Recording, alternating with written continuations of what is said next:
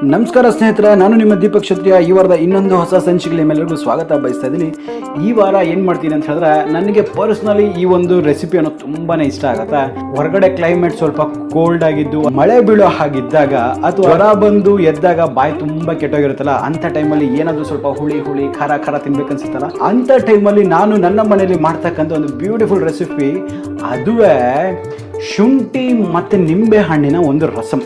ಈ ರಸಮ್ ಮಾಡೋದಂತೂ ತುಂಬಾ ಈಸಿಯಾಗಿರುತ್ತೆ. ಮಕ್ಕಳು, ಸಣ್ಣ ಮಕ್ಕಳು ಸಹ ತಿನ್ಬೋದು. ಜಸ್ಟ್ ಸ್ವಲ್ಪ ಖಾರನ ಅಡ್ಜಸ್ಟ್ ಮಾಡ್ಕೊಳ್ಳಿ. ಸೊ ಮತ್ತೆ ಇನ್ಯಾವುದೋ ತಡ ಮಾಡ್ತೀರಾ, ನಡೀರಿ ಈ ಒಂದು ಬ್ಯೂಟಿಫುಲ್ ಆಗಿರ್ತಕ್ಕಂಥ ಈ ಒಂದು ನಿಂಬೆ ಹಣ್ಣು ಮತ್ತು ಶುಂಠಿಯ ರಸಮ್ ಯಾವ ರೀತಿ ಮಾಡಬೇಕು ಅನ್ನೋದನ್ನು ನೋಡುವ.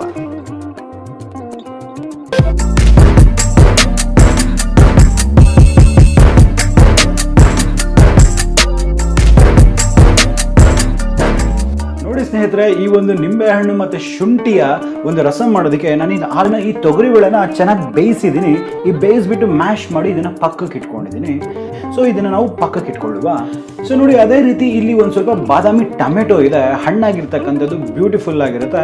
ಈ ಒಂದು ಟೊಮೆಟೊನ ಏನು ಮಾಡೋಣ, ಇದನ್ನು ಸ್ವಲ್ಪ ಮಿಕ್ಸಿಯಲ್ಲಿ ಪೇಸ್ಟ್ ಮಾಡಿಕೊಂಡು ತೊಗೊಂಡು ಬರುವ.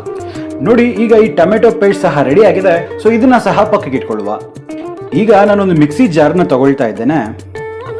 ಇದರಲ್ಲಿ ಒಂದು 10 ಎಸಳು ಬೆಳ್ಳುಳ್ಳಿ. ಇದು ಆಪ್ಷನಲ್ ಇರುತ್ತೆ, ನಿಮಗೆ ಬೇಕಾದರೆ ಬೆಳ್ಳುಳ್ಳಿನ ಯೂಸ್ ಮಾಡಿ, ಇಲ್ಲ ಅಂತ ಹೇಳಿದ್ರೆ ಟೋಟಲಿ ಇದನ್ನು ಸ್ಕಿಪ್ ಮಾಡಬಹುದು.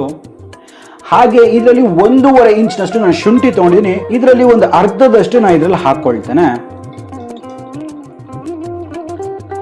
ಹಾಗೆ 1 ಟೀ ಸ್ಪೂನ್ ಅಷ್ಟು ಜೀರಿಗೆ, ಹಾಗೆ 1 ಟೀ ಸ್ಪೂನ್ ಅಷ್ಟು ಕರಿಮೆಣಸು, ಹಾಗೆ 1 ಟೇಬಲ್ ಸ್ಪೂನ್ ನಷ್ಟು ಧನಿಯಾ. ಇದು ಹೋಲ್ ಧನಿಯಾ, ಸ್ವಲ್ಪ ರೋಸ್ಟ್ ಮಾಡಿದ್ದೀನಿ. ಈ ಧನಿಯಾನೆಲ್ಲವೇ ಇದರಲ್ಲಿ ಹಾಕೊಳ್ತೇನೆ. ಸೊ ಈಗ ಈ ಮಿಶ್ರಣ ಎಲ್ಲವೇ ಒಂದು ಸ್ವಲ್ಪ ಕೋರ್ಸ್ ಆಗಿ ನಾವು ಇದನ್ನ ಚೆನ್ನಾಗಿ ಗ್ರೈಂಡ್ ಮಾಡ್ಕೊಂಡು ತಗೊಂಡು ಬರುವ. ನೋಡಿ ಸ್ನೇಹಿತರೆ, ನಾನೀಗ ಇಲ್ಲಿ ಒಂದು ಬಾಣಲೆ ತಗೊಂಡಿದ್ದೀನಿ. ಈ ಬಾಣಲೆನ ಬಿಸಿ ಮಾಡಕ್ಕೆ ಇಟ್ಟಿದ್ದೀನಿ. ಇದರಲ್ಲಿ ಒಂದು 2 ಗ್ಲಾಸ್ ಅಷ್ಟು ನೀರನ್ನ ಹಾಕೊಳ್ತೇನೆ. ನೋಡಿ, ಈಗ ಈ ನೀರು ಒಂದು ಒಳ್ಳೆ ಕುದಿ ಬರಬೇಕು, ಅಲ್ಲಿವರೆಗೂ ಇದನ್ನ ಕುದಿಯೋದಕ್ಕೆ ಬಿಡುವ. ನೋಡಿ ಸ್ನೇಹಿತರೆ, ನೀರು ಚೆನ್ನಾಗಿ ಕುದೀತಾ ಇದೆ. ಈ ಕುದಿತಕ್ಕಂಥ ನೀರು ಇದು ಸ್ವಲ್ಪ ಅರಿಶಿನವನ್ನ ಹಾಕೊಳ್ತೇನೆ. ಈ ಎಳೆ ಕರಿಬೇವಿನ ಸೊಪ್ಪಿನ ಕಡ್ಡಿಗಳೇನಿದೆ, ಈ ಕಡ್ಡಿಗಳನ್ನ ಹಾಕೊಳ್ತೇನೆ. ಅದು ಒಳ್ಳೆ ತುಂಬಾ ಫ್ಲೇವರ್ ಕೊಡುತ್ತೆ. ಸೊ ಅದರೊಟ್ಟಿಗೆ ಇಲ್ಲಿ ಮಿಕ್ಕಿರ್ತಕ್ಕಂಥ ಈ ಸ್ವಲ್ಪ ಜಿಂಜರ್ ಅನ್ನು ಸಹ ಇದರಲ್ಲಿ ಹಾಕೊಳ್ತೇನೆ.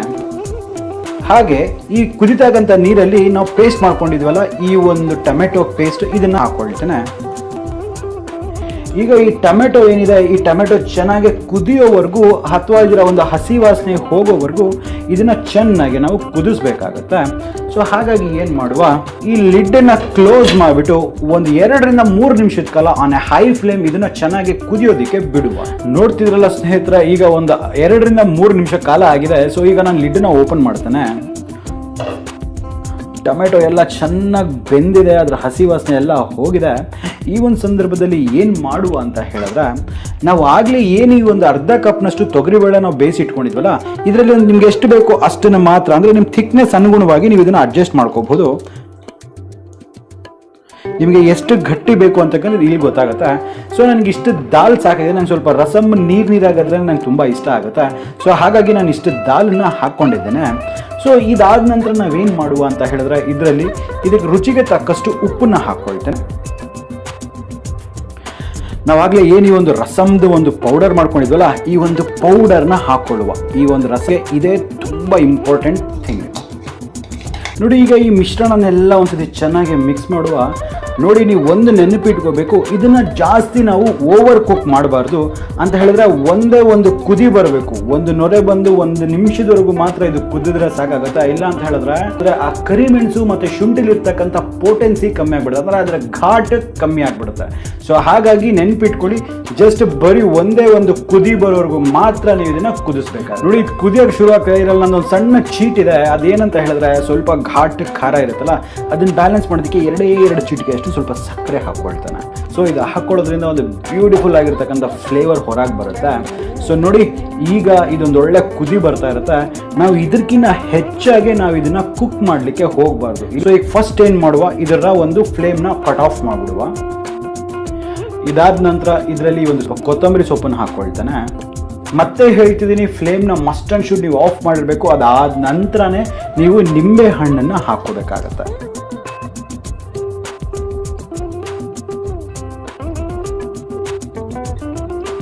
ನೆನಪಿಟ್ಕೊಳ್ಳಿ, ನಿಂಬೆಹಣ್ಣು ಹಾಕಿದ ನಂತರ ಮಾತ್ರ ಯಾವುದೇ ಕಾರಣಕ್ಕೂ ಇದನ್ನು ಕುಕ್ ಮಾಡಲಿಕ್ಕೆ ಹೋಗಬಾರ್ದು. ನೋಡಿ ಸ್ನೇಹಿತರೆ, ಈಗ ಇದನ್ನು ಚೆನ್ನಾಗಿ ಒಂದ್ಸತಿ ಮಿಕ್ಸ್ ಮಾಡುವ. ಈ ಸಂದರ್ಭದಲ್ಲಿ ಈ ಒಂದು ರೆಸಿಪಿನ ಟೇಸ್ಟ್ ಮಾಡಿ ನೋಡಿ. ನಿಮ್ಗೆ ಇನ್ನು ಸ್ವಲ್ಪ ಹುಳಿ ಬೇಕು ಅಂತ ಹೇಳಿ ಇನ್ನು ಸ್ವಲ್ಪ ನಿಂಬೆಹಣ್ಣನ್ನು ಹಾಕಿ, ಇನ್ನು ಸ್ವಲ್ಪ ಖಾರ ಬೇಕು ಅಂತ ಹೇಳಿದ್ರೆ 1-2 ಹಸಿಮೆಣಸಿನ್ಕಾಯಿನ ಕಟ್ ಮಾಡಿಬಿಟ್ಟು ಅಥವಾ ಸ್ಲಿಟ್ ಮಾಡಿಬಿಟ್ಟು ಇದೆಲ್ಲ ಹಾಕ್ಕೊಂಡು ನೀವು ಅದನ್ನು ಅಡ್ಜಸ್ಟ್ ಮಾಡ್ಕೋಬಹುದು. ಸೊ ಈಗ ಇದನ್ನು ಒಗ್ಗರಣೆ ಯಾವ ರೀತಿ ಕೊಡಬೇಕು ಅನ್ನೋದನ್ನು ನೋಡುವ. ನೋಡಿ ಸ್ನೇಹಿತರೆ, ನಾನು ಇಲ್ಲೊಂದು ಒಗ್ಗರಣೆಗೆ ಒಂದು ಬಾಣಲೆ ತೊಗೊಂಡಿದ್ದೀನಿ. ಇದರಲ್ಲಿ 1 ಟೇಬಲ್ ಸ್ಪೂನಷ್ಟು ಎಣ್ಣೆಯನ್ನು ಹಾಕ್ಕೊಳ್ತೇನೆ. ನೋಡಿ ಸ್ನೇಹಿತರೆ, ಈಗ ಎಣ್ಣೆ ಚೆನ್ನಾಗಿ ಕಾದಿದೆ. ಇದರಲ್ಲಿ ಸ್ವಲ್ಪ ಸಾಸಿವೆಯನ್ನು ನಾನು ಹಾಕ್ಕೊಳ್ತೇನೆ. ನೋಡಿ ಸಾಸಿವೆ ಎಲ್ಲ ಚೆನ್ನಾಗಿ ಸಿಡಿತಾ ಇದೆ. ಈಗ ಈ ಕರಿಬೇವಿನ ಸೊಪ್ಪನ್ನ ಹಾಕುವ. ಹಾಗೆ ಈ ಒಂದು ಕೆಂಪು ಮೆಣಸಿನಕಾಯಿ, ಅದರೊಟ್ಟಿಗೆ ಈ ಸ್ವಲ್ಪ ಹಿಂಗು, ಇದನ್ನೆಲ್ಲನೂ ಒಂದು ಸ್ವಲ್ಪ ಹೀಗೆ ಮಿಕ್ಸ್ ಮಾಡುವ.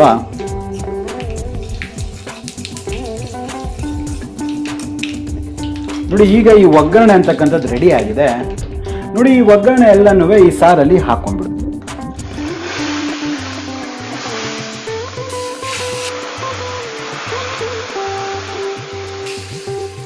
ನೋಡುವಲ್ಲ ವೀಕ್ಷಕರೇ, ಎಷ್ಟು ಸುಲಭ ಈ ಒಂದು ಶುಂಠಿ ಮತ್ತೆ ನಿಂಬೆ ಹಣ್ಣಿನ ರಸಂ ಮಾಡ್ತಕ್ಕಂಥದ್ದು ಅನ್ನೋದು.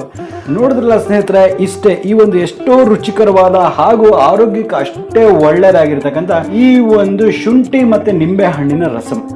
ಬಾಯಿ ತುಂಬ ಕೆಟ್ಟೋದಾಗ ಇದನ್ನ ಮಾಡಿ ನೋಡಿ, ಎಷ್ಟು ಖುಷಿ ಆಗುತ್ತೆ ನಿಮಗೆ ತಿನ್ನೋದಕ್ಕೆ. ಅಷ್ಟೇ ಹೊಟ್ಟೆಗೂ ಸಹ ತುಂಬ ಲೈಟ್ ಆಗಿರುತ್ತೆ, ಬಟ್ ಟೇಸ್ಟ್ ಮಾತ್ರ ಬ್ಯೂಟಿಫುಲ್ ಆಗಿರುತ್ತೆ. ಇದು ಯಾವ ರೀತಿ ಆಗಿದೆ ಅಂತಕ್ಕಂಥದ್ದನ್ನ ನನಗೆ ತಿಳಿಸೋದನ್ನ ಮಾತ್ರ ಮರೆಯೋಕ್ಕೆ ಹೋಗ್ಬೇಡಿ. ಹಾಗಾದರೆ ನಂಗೆ ಅನಿಸುತ್ತೆ ನಿಮಗೆ ವಿಡಿಯೋ ಇಷ್ಟ ಆಗಿದೆ ಅಂದ್ಬಿಟ್ಟು. ಇಷ್ಟ ಆಗಿದ್ರೆ ನಮ್ಮ ಚಾನಲ್ನ ಸಬ್ಸ್ಕ್ರೈಬ್ ಮಾಡ್ಕೊಳ್ಳೋದನ್ನ ಮರಿಬಿಡಿ. ಹಾಗೆ ಪಕ್ಕದಲ್ಲಿ ಇರ್ತಕ್ಕಂಥ ಬೆಲ್ ಐಕನ್ನ ಟಚ್ ಮಾಡಿ ನೋಟಿಫಿಕೇಶನ್ಸ್ನ ಆಲ್ ಮಾಡ್ಕೊಳ್ಳಿ. ಆಗ್ತಾನೆ ನಮ್ಮೆಲ್ಲ ಅಪ್ಡೇಟ್ಸ್ ನಿಮಗೆ ಮೊದಲನೇದಾಗಿ ಸಿಗ್ತಾ ಇರುತ್ತೆ. ಸೊ ಹಾಗಾದರೆ ನಾನು ಮುಂದಿನ ವಾರ ಇನ್ನೊಂದು ಹೊಸ ಸಂಚಿಕೆಯಲ್ಲಿ ನಿಮ್ಮ ಮುಂದೆ ಹಾಜರು ಇರ್ತೀನಿ. ಅಲ್ಲಿವರೆಗೂ ನಾನು ನಿಮ್ಮ Deepak Kshatriya signing off and ಜೈ ಹಿಂದ್, ಜೈ ಕರ್ನಾಟಕ, ನಮಸ್ಕಾರ. ಸಬ್ಸ್ಕ್ರೈಬ್ ಮಾಡ್ಕೊಳ್ಳೋದನ್ನ ಮರಿಬಿಡಿ, ಆಯಿತಾ? Thank you.